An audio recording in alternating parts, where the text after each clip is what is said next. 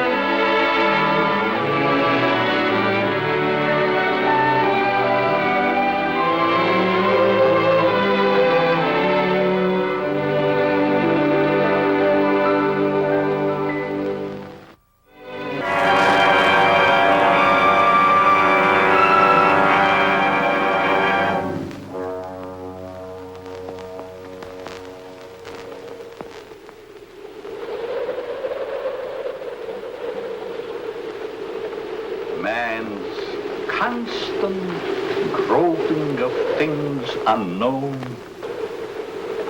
drawing from the endless reaches of time, brings to light many startling things.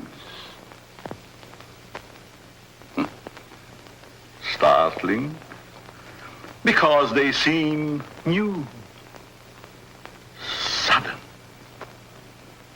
But most are not new to the signs of the ages.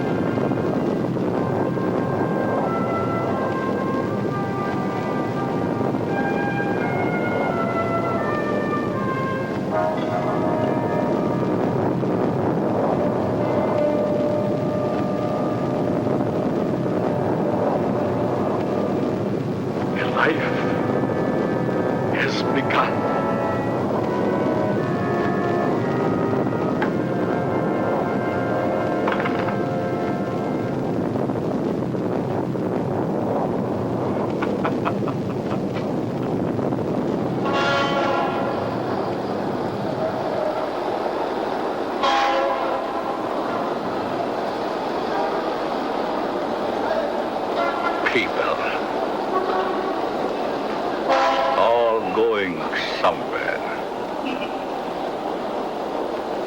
All with their own thoughts, their own ideas, all with their own personalities. One is wrong because he does right. And one is right because he does wrong. Pull the string. Dance to that. Which one is created for?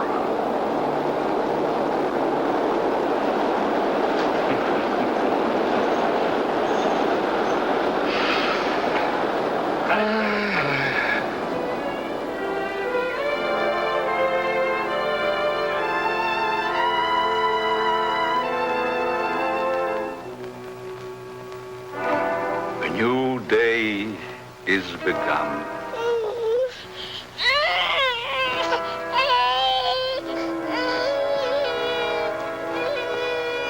A new life is begun.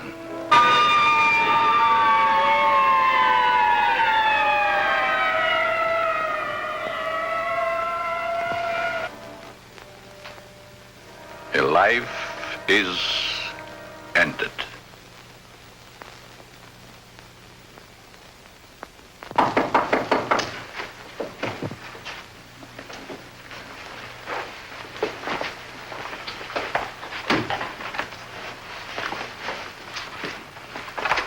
Let me see that note.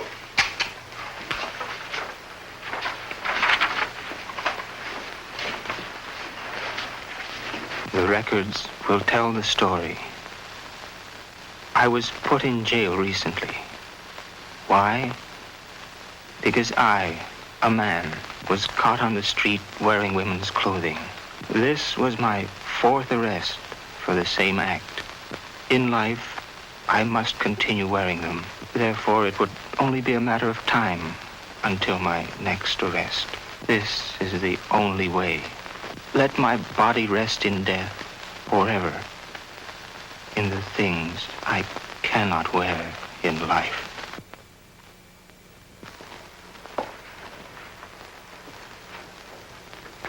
Inspector Warren is here to see you, Dr. Alton. Oh, yes. Show him in, Miss Stevens.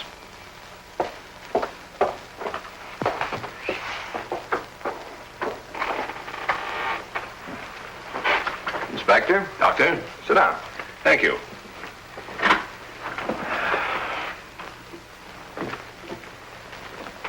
You're a very busy man, Dr. Alton, I know.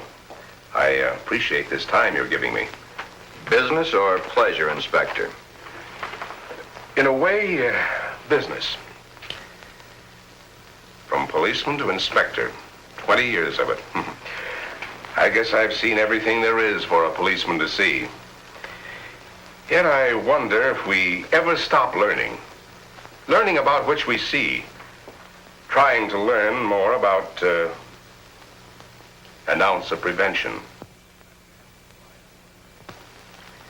I'm a man who thrives on learning. We only have one life to live. If we throw that one away, what is there left?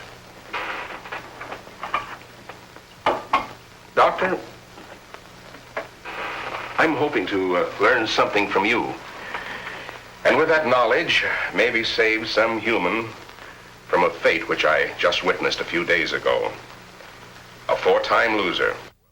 This type of case comes to me as well as yourself many times during the course of 1 month. The suicide? The suicide. Most of us have our idiosyncrasies. This fellow's was quite pronounced. Yes, but I wonder if it rated the death warrant it received. I don't think so. Well, that's why I'm here today, Doctor. What do we do about it? I've always heard you to be a hard-hearted policeman, Inspector. Isn't that what's thought of most policemen? The laws are written. The policeman is hired to see that those laws are enforced. We have a job to do. As in most jobs, there's always somebody who doesn't want that job to be done. In most factories today, the employer has put up suggestion boxes. Even the employer needs advice once in a while. I think in the case that we're referring to, I need advice. Maybe it shouldn't have happened as it did, but it did. Perhaps the next time we can prevent it. Let's get our story straight. You're referring to the suicide of the transvestite? If that's the word you men of medical science use for a man who wears woman's clothing, yes. Yes, in cold, technical language, that's the word. As unfriendly and as vicious as it may sound. However, in actuality, it's not an unfriendly word, nor is it vicious when you know the people to whom it pertains. Would the sex operation do these people any good? I understand you were quite prominent in a case that hit the headlines a few weeks ago. In some cases, yes, others, no. Well, the papers certainly had a field day with that one. Strange as it may seem, even though it was a field day, as you so aptly put it, it's not a new story. Sex change has been performed many times. Those whose sex can be changed, they're the easy ones. But what of those who so desperately want to be of the opposite sex, yet can't change their sex? Such as was the case with Patricia, the suicide. I'd like to understand this, Doctor, as best you can tell me. You can only fully understand the sex change by taking two entirely different cases. Two men with exactly the same background, from childhood to manhood and on to their own decisions and destinations. I'd like to hear the story to the fullest. Only the infinity of the depths of a man's mind can really tell the story.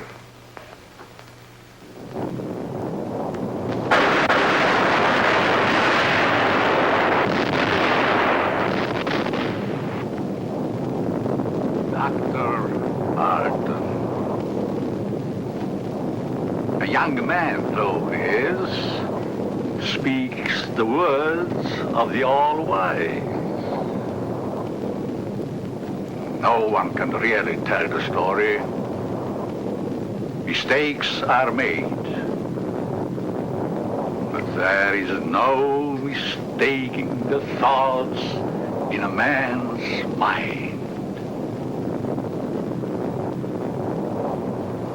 The story is begun.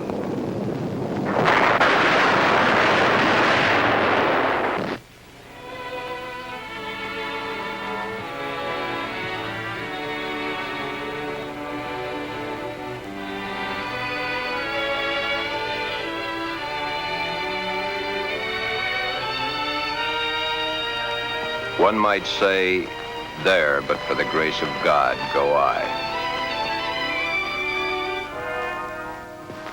Why is the modern world shocked by this headline? Why?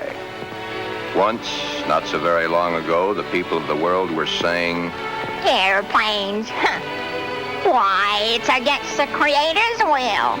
If the Creator wanted us to fly, he'd have given us wings. but we fly. Maybe some of you may still remember an even sillier remark. Automobiles? Bad. They scare the horses. If the Creator had meant for us to roll around the countryside, we'd have been born with wheels. Silly? Certainly. We were not born with wings. We were not born with wheels. But in the modern world of today, it's an accepted fact that we must have them. So we have corrected that which nature has not given us. Strangely enough, nature has given us all these things. We just had to learn how to put nature's elements together for our use, that's all. Yet, the world is shocked by a sex change. If the Creator had wanted us to fly, he'd have given us wings. If the Creator had meant us to roll around the countryside, we'd have been born with wheels. If the Creator had meant us to be boys, we certainly would have been born boys. If the Creator had meant us to be born girls, we certainly would have been born girls. Are we sure?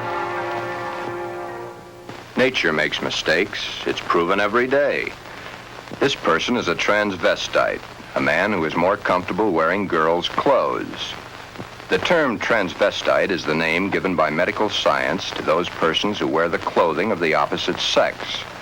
Many a transvestite actually wishes to be the opposite sex. The title of this can only be labeled Behind Locked Doors. Give this man satin undies, a dress, a sweater, and a skirt, or even the lounging outfit he has on, and he's the happiest individual in the world. He can work better, think better, he can play better, and he can be more of a credit to his community and his government because he is happy. These things are his comfort.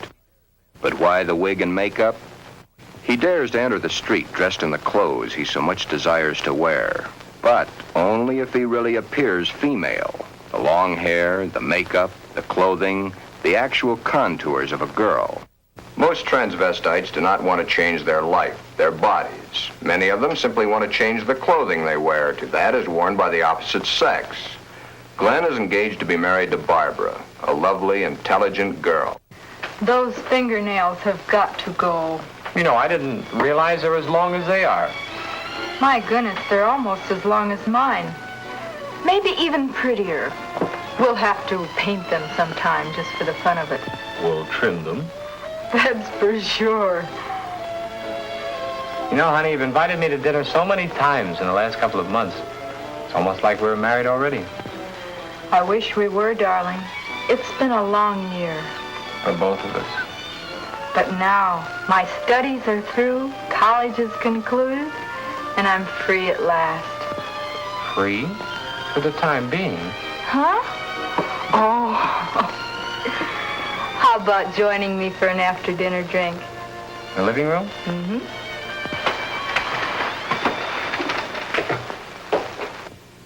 Modern man is a hard-working human. Throughout the day, his mind and his muscles are busy at building the modern world and its business administration. His clothing is rough, coarse, starched, according to the specifications of his accepted job. At home, what does modern man have to look forward to for his body comfort? The things provided for his home, a wool or flannel robe, his feet encased in the same thick, tight-fitting leather that his shoes are made of. These are the things provided for his home comfort. It doesn't look so comfortable, does it? And get the hat. Better still, get the receding hairline. Men's hats are so tight they cut off the blood flow to the head, thus cutting off the growth of hair. 7 out of 10 men wear a hat, so the advertisements say. 7 out of 10 men are bald. But what about the ladies? Yes, modern woman is a hard-working individual also, but when modern woman's day of work is done, that which is designed for her home comfort is comfort. Hats that give no obstruction to the blood flow. Hats that do not crush the hair. Interesting thought, isn't it? Just for comparison, let's go native. Back to the animal instinct. There, in the lesser civilized part of the world, it's the male who adorns himself with the fancy objects, such as paints, frills, and masks. The true instinct. The animal instinct. Bird and animal life. Is it not so that it's the male who is the fancy one?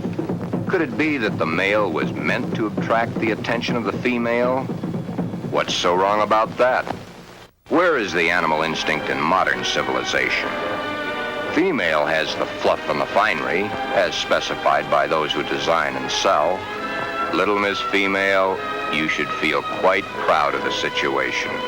You, of course, realize that it's predominantly men who design your clothes, your jewelry, your makeup, your hairstyling, your perfume. But life, even though its changes are slow, moves on. There's no law against wearing such apparel on the street, as long as it can be distinguished that man is man and woman is woman.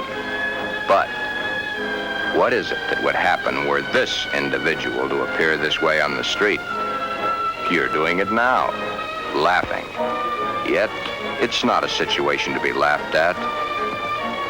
Thus, the strange case of Glen, who was Glenda, one and the same person, not half man, half woman, but nevertheless, man and woman in the same body, even though by all outward appearances, Glen is fully and completely a man.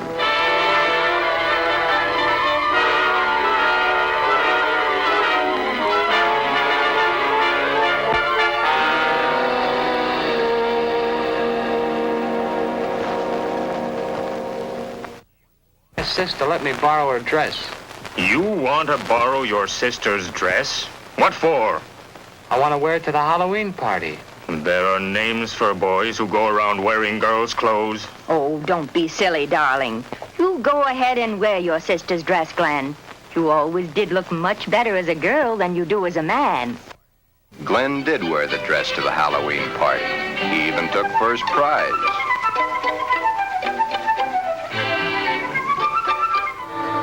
Then one day it wasn't Halloween any longer.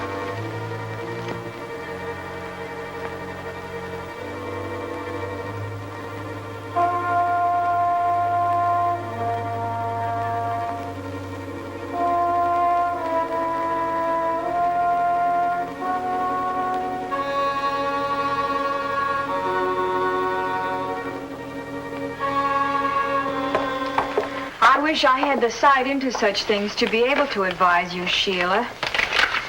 Maybe if you took the problem to a doctor. It's Glen that needs the doctor. But when things like this go wrong with someone so close and in your own family, it's so hard to believe. It's not really hard to believe. It's just hard for you to accept. Well, of course it's hard for me to accept. Suppose I were to come home with Roy or one of my other boyfriends some night and find Glen like I did last night. Yeah, that would be hard to explain. That's the understatement of the year. Just how does one go about introducing your friends to your brother when brother's wearing your best sweater and your skirt and makeup to boot?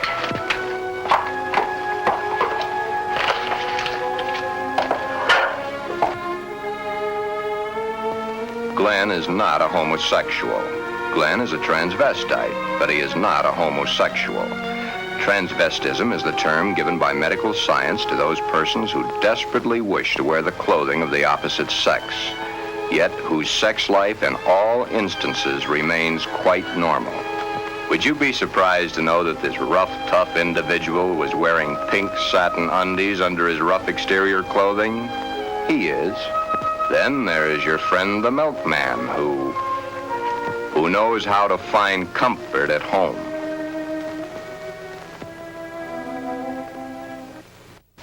I can't stand it any longer. He wears all my clothes. Nothing is sacred to him, even my briefs. He has every one of my sweaters stretched out of shape. Of course, he has always replaced them, but then they didn't last long either.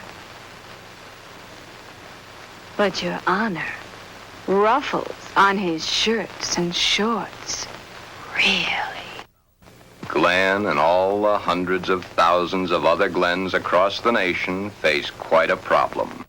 Glen is engaged to be married to Barbara, a lovely, intelligent girl. The problem? Glenda, Glen's other self. The girl that he himself is, his other individual personality. You look tired tonight, Glen. Yeah, I guess I am. It's been a long day. Have you seen the paper yet? No, what? It's headlines. A man had his sex changed to a woman. Isn't that a strange case? I wonder how some people's mind works. Well, some people aren't happy the way they are. I suppose so, but to change one's sex, that's a pretty drastic step to take. If it's the only way, I'm for it. I wonder what I would do in a case like that, if I were in the mental turmoil that person went through. Or if I suddenly realized that something was mentally wrong with you. Ooh, it's hard to visualize. Here we are, two perfectly normal people, about to be married and lead a normal life together.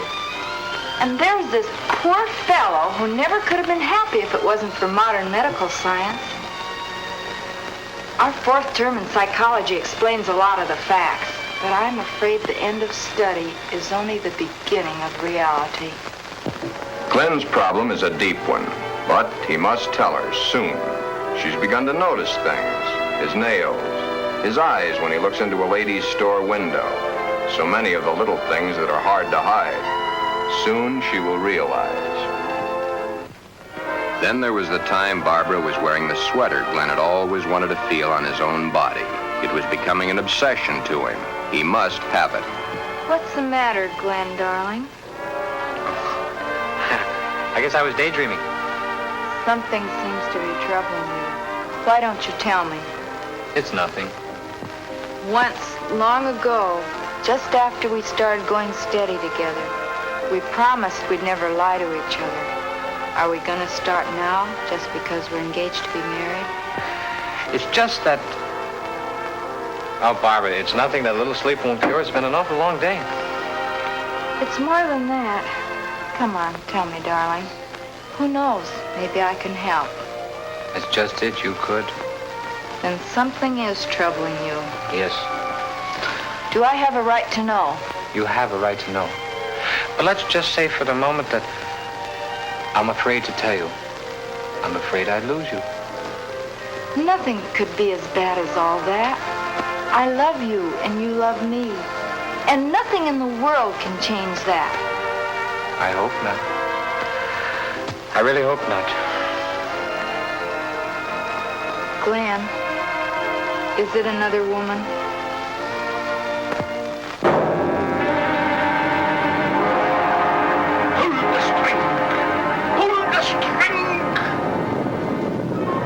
Mistakes made.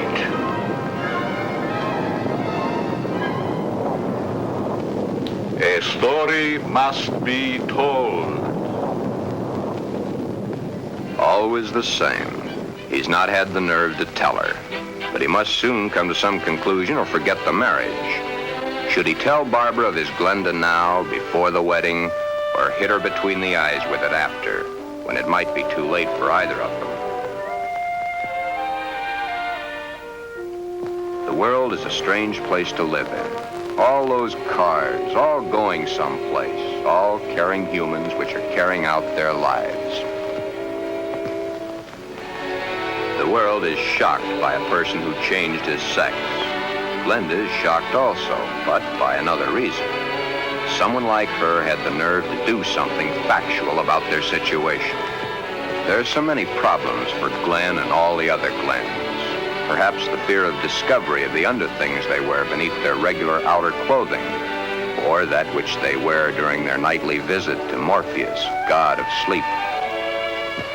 Thank you very much, and I'm sure she's going to enjoy it very much. If you want to return it, be sure that you bring the sales slip. Thank you.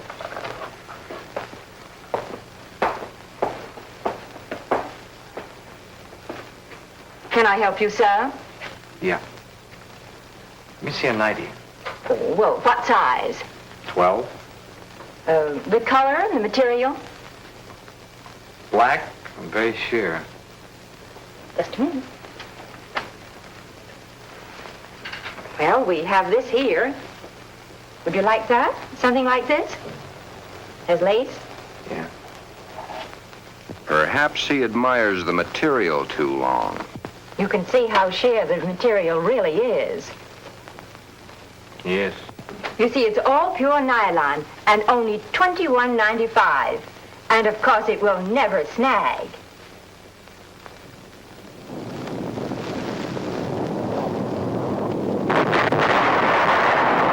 But Glen and Glenda and all the Glens and Glendas have an even bigger problem.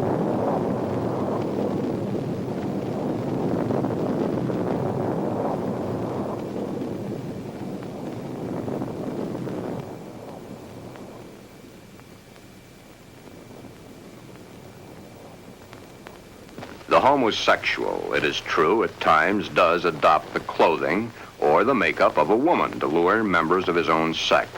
But this is not so for the transvestite. The transvestite is not interested in those of their own sex. The clothing is not worn to attract the attention of their own sex, but to eliminate themselves from being a member of that sex.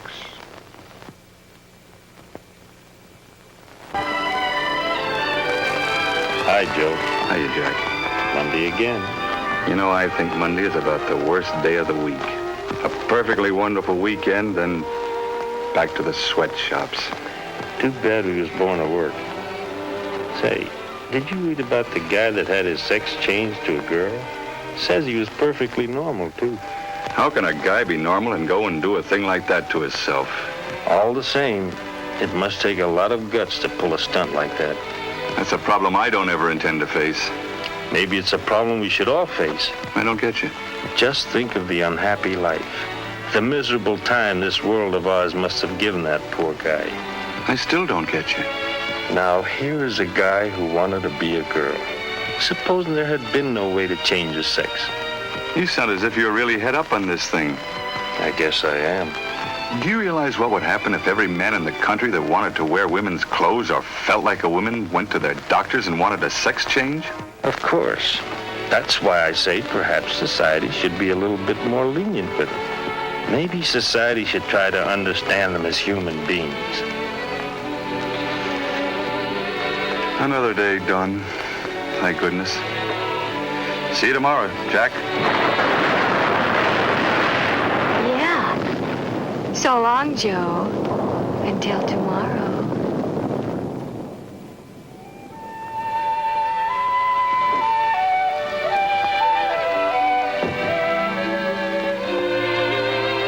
Hi, Glen. Hi, Johnny. Come on in and hit it right for the kitchen. I can't let that dinner burn. You know, I thought I was going to have to eat alone tonight. Well, you probably will because I've already eaten.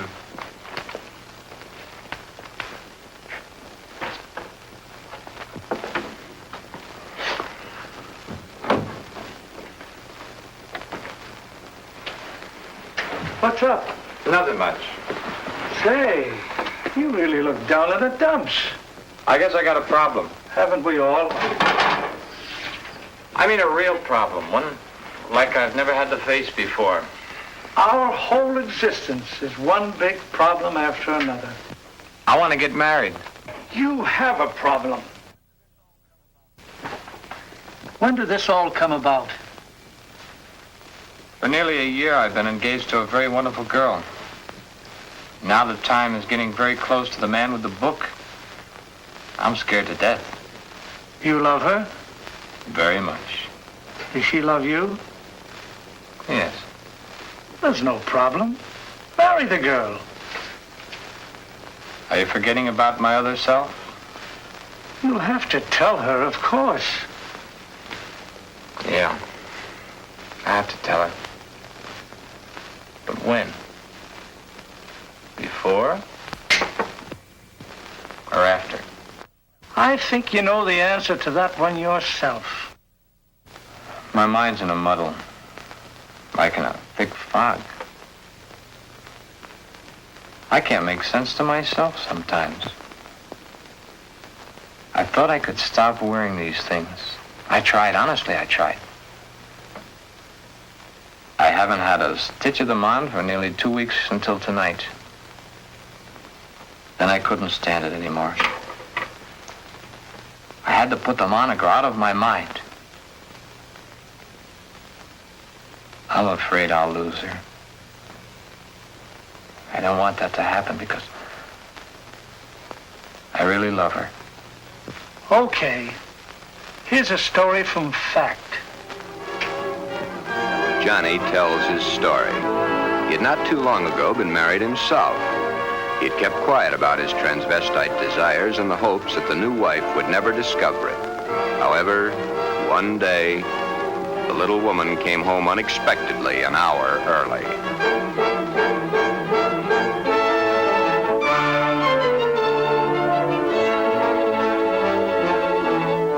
That marriage ended here. Will your problem be like mine? Most probably it will. Because the love hasn't been built up for such a thing. She, your wife, she will not have been taught enough about the problems to cope with it. Glenda must now make her decision. Or forever forget the marriage to Barbara. Glenda should consult a competent psychiatrist, but then very few transvestites wish to change their strange desires. This is their life, To take it away from them might do as great a harm as taking away an arm or a leg, or life itself. Many even carry their transvestite desires to the grave with them. Yes, it is a problem. But Glenda, remember back almost a year ago when Glen and Barbara accepted each other? Okay. That's the 6th time you've said goodnight. I guess it is. Look.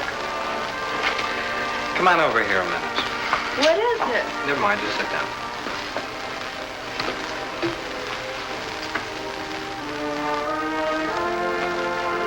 Oh, I was beginning to think you'd never get around to it. Then you mean you will? What do you think?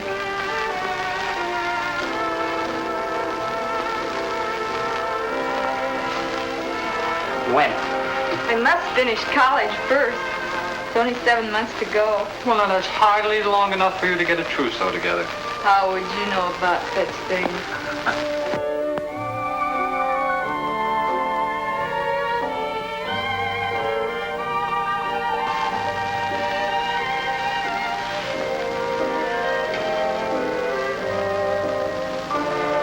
Glen, what's the matter?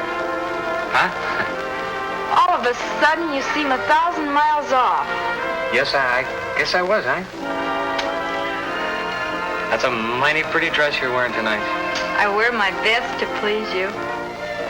You know, when you look at me, you just tie me in knots. I love to tie you in knots. Oh, I'll be so happy when these next few months are over. Some special reason? Of course. So you can stop kissing me goodbye at the door every night. Yes? So you can hold me close to you always. Yes? Then all you'll have to do is call and close your eyes and feel my lips on yours.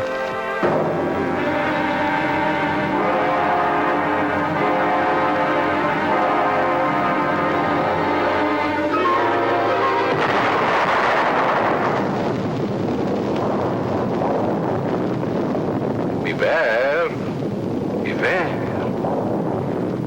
Beware of the big green dragon that sits on your doorstep. He eats little boys, puppy ducktails, and big fat snails. Beware. Take care. Beware.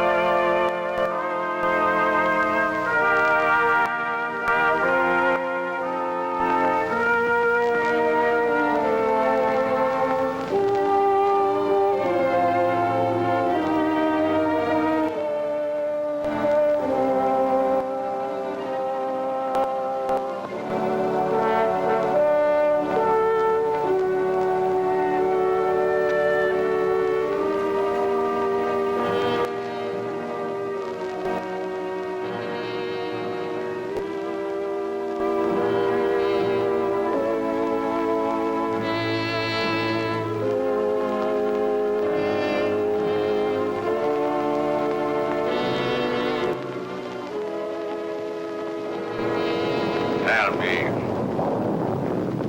me, dragon, do you eat little boys? Puppy duck tails and big fat snails?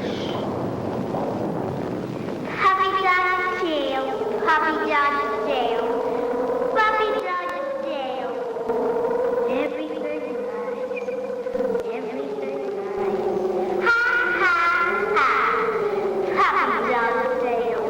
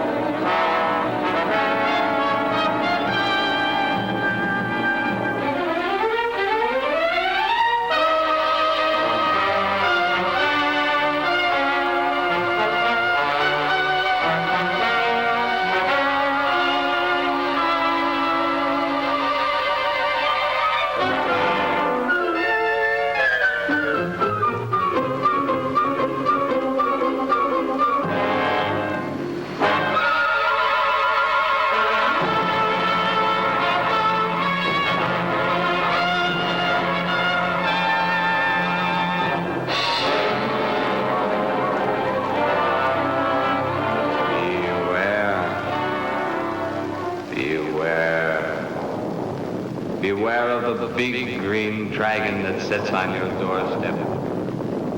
He eats little boys, puppy dog tails, and big fat snails. Beware, take care. Beware.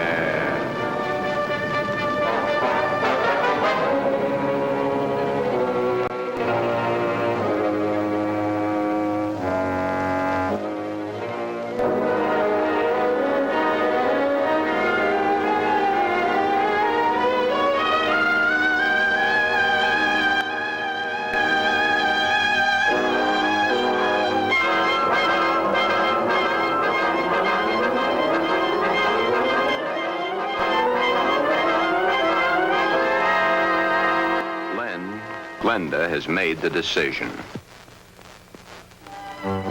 Glen has decided to tell Barbara of his dual personality. To tell her of the nighties and negligees, the sweaters and skirts, the robes and dresses, the stockings and the high-heeled shoes, the wig and the makeup. All that goes to make Glen into Glenda. He tells Barbara he cannot cheat her of the knowledge that she, as his fiancée, should possess. All the facts. He tells her softly, hurriedly at first, then slowly as he becomes more technical. His hands move to caress the smooth material of her Angora sweater, which he has so long and so desperately wanted to put on his own body. He tells of this to her, and she looks to the sweater and to his hand. Then, when it is all over and that much of the story he knows is told, Barbara is not sure of her own thoughts.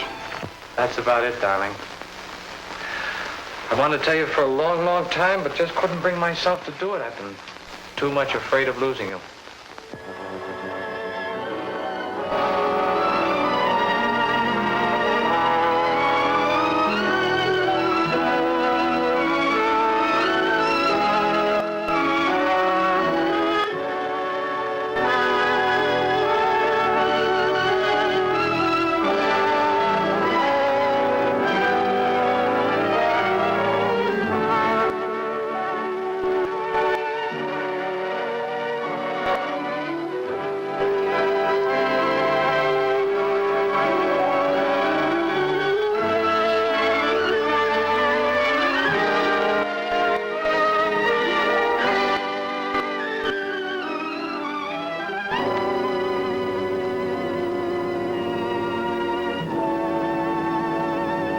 Glen, I don't fully understand this, but maybe together we can work it out.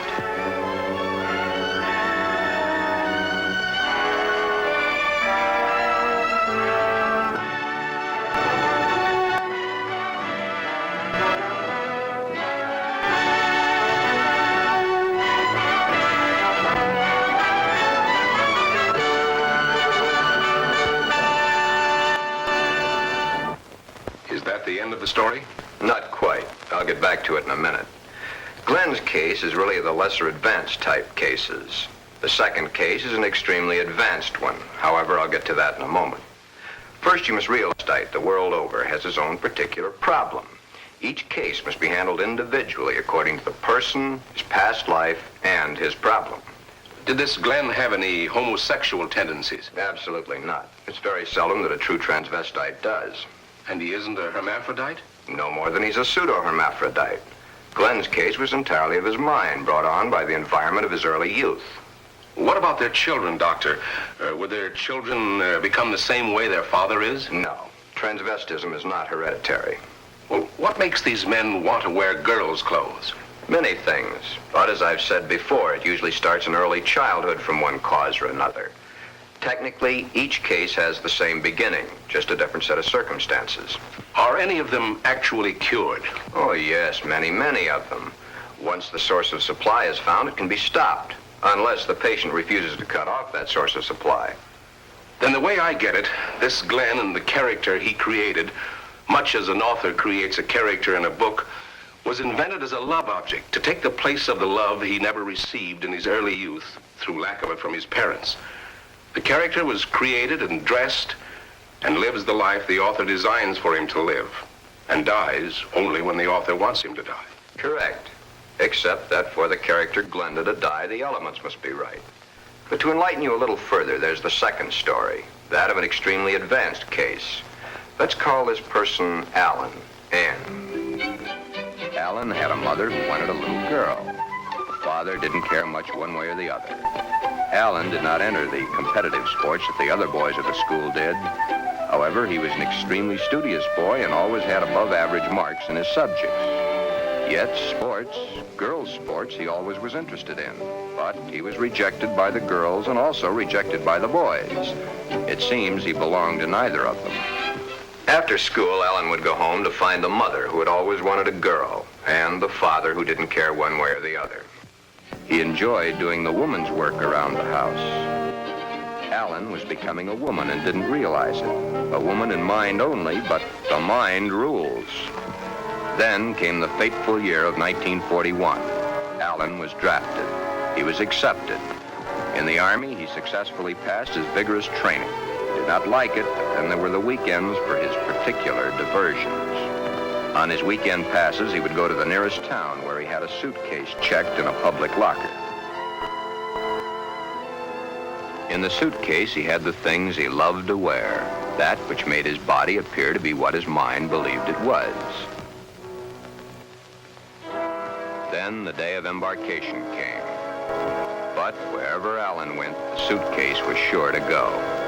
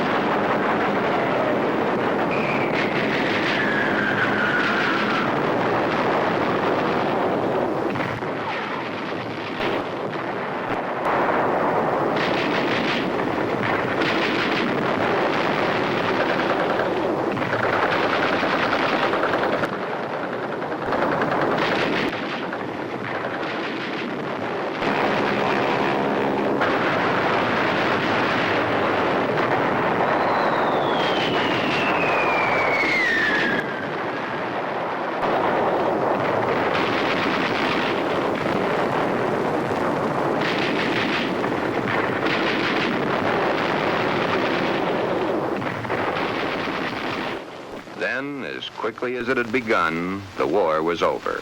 Alan came home. Alan had learned all the terms directed at men like himself, but no one had found out his aversion. He was honorably discharged from the service at the end of the war. He had received the Silver Star and the Bronze Star for gallantry in action. While he was in an Army hospital recuperating from a wound he had received in New Guinea, he learned a very interesting fact. He learned that foreign doctors were doing marvelous work with a sex change, man to woman, woman to man. Shortly after his separation from service, Alan came to me for advice. There followed many long sessions with my clinical reports and the reports of eminent doctors. It had been found that Alan was really a pseudo-hermaphrodite. A hermaphrodite is one who has the organs of both the male and female in plain sight. A pseudo-hermaphrodite is one who has one perfectly formed organ of either sex and one imperfectly formed one that's difficult to detect. Alan was of the latter.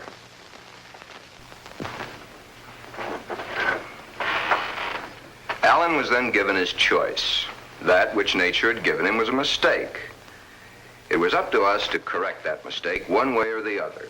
Alan had to decide whether he wanted to become a man or she wanted to become a woman. Both were completely possible.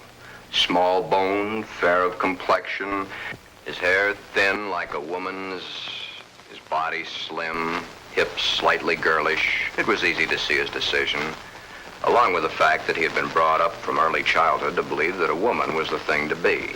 Alan decided to become a woman. This, after all the help I could give him, was only the beginning. During the following 2 years, he was to go through the tortures of the damned. But never was there a whimper from him, because he knew that at the end of it all, he would at last be that which he had always dreamed. Hundreds of hormone shots were injected into various parts of his body. Alan's face was worked on with plastic surgery to smooth out the female elements. Long, tedious hours of work. The big day, or the starting of many big days, for it was to take many.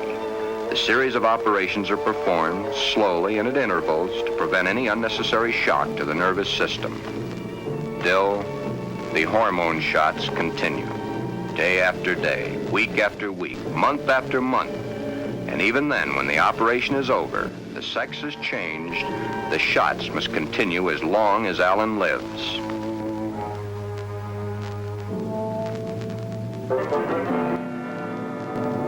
First, the breasts are brought out. The body of the woman within begins to appear now.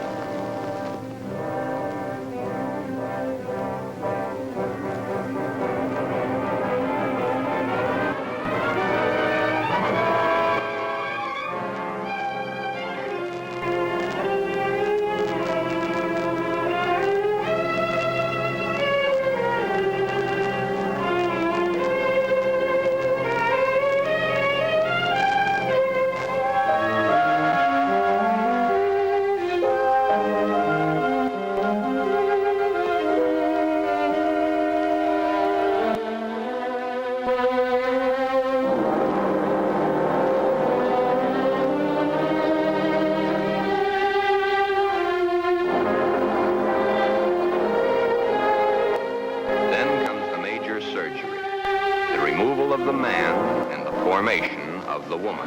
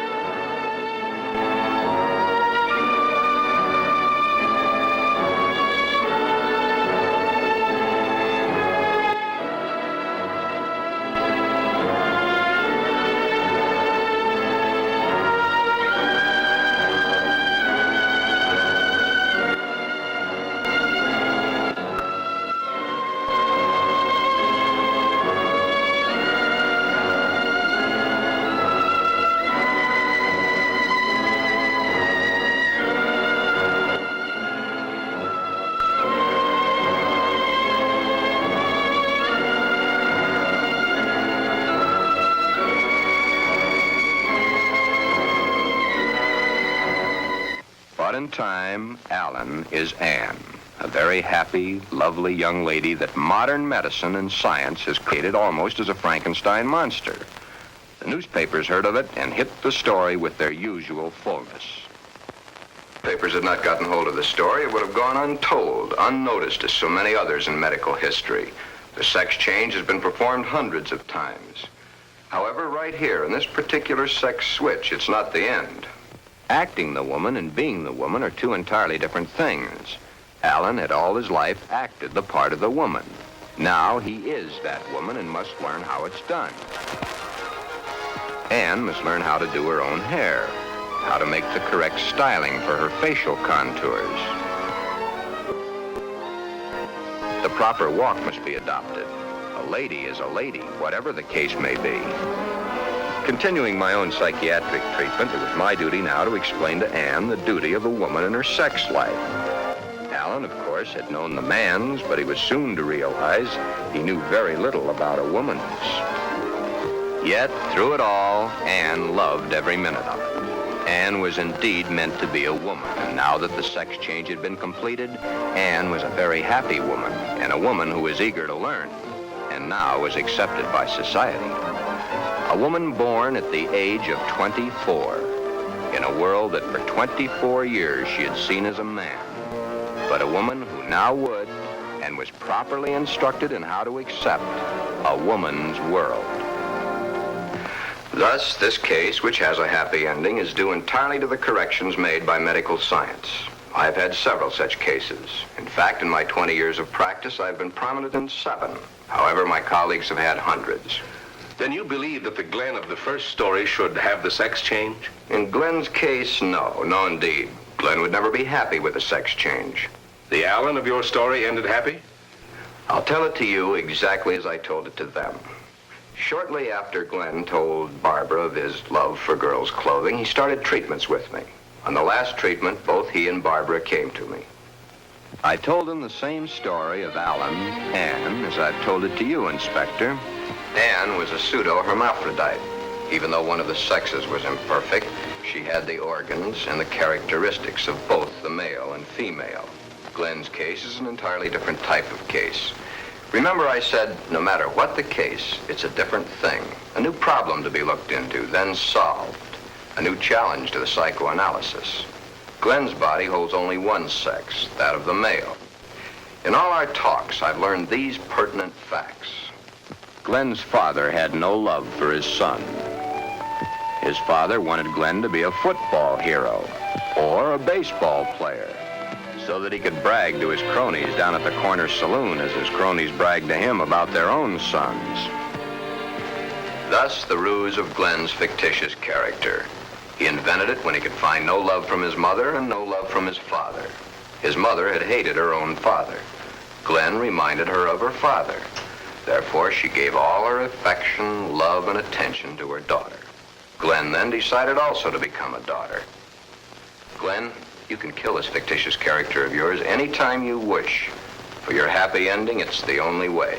Then you think I can kill this second character by transferring her qualities to Barbara? Exactly. But as the author and his character, the elements must be right. It's up to you, Barbara. You must take the place, give the love, and accept the facts that Glenda has always accepted. If you love each other as you now believe you do, well, it'll be a hard job, but you'll enjoy doing the job. Should I let him continue to wear girls' clothing? Or should I put my foot down? If you put your foot down, you'd only go behind closed doors. Love is the only answer. Glenda must be transferred to you. Supposing Glen never gets over wearing girls' clothing. Would it matter to you very much? I love Glen. I'll do everything I can to make him happy.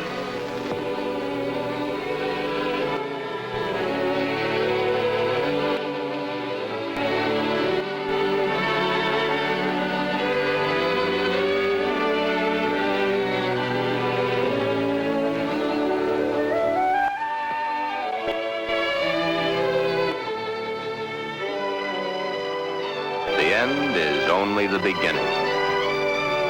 Time passes. Soon, due to a happily married life, the remembrance of the psychiatric treatments, and Barbara's love and understanding, Glenda begins to disappear forever from Glen. Glen has found his mother, his little sister, his wife, and his Glenda all in one lovely package. Thus, Glen's case has a happy conclusion. Therefore, two entirely different cases, handled in two entirely different ways, have a happy ending. Yeah, those two. But what of the hundreds of other less fortunate Glens the world over?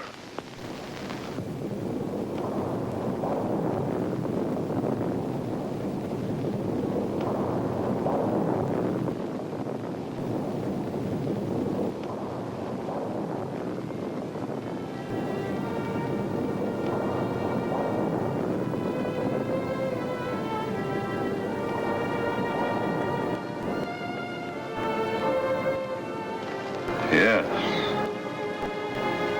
But what of the others? Less fortunate Glens, the world over.